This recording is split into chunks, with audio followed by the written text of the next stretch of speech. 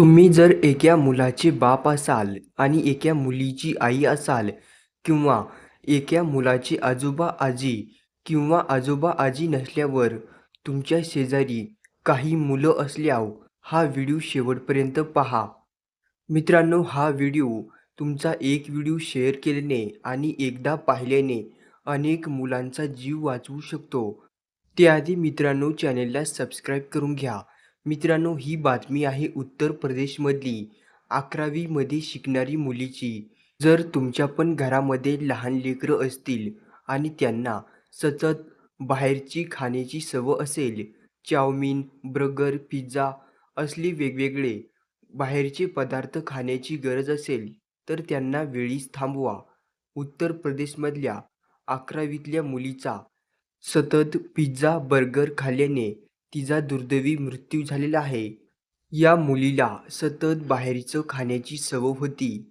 वडिलांनी त्यांनी वारंवार बाहेरचं खाण्याला तिला मनाईसुद्धा केली होती. मात्र ती मुलगी सतत बाहेरचं खायची. दिवसातून 2 ते 3 वेळेस तिला बाहेरचंच खायला लागायचं.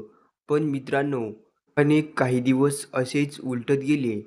वडिलांनी त्या मुलीला वारंवार बाहेरचं खाण्याला नकार केला. मात्र मुलगी वडिलांपासून लपवून बाहेरचं खायची.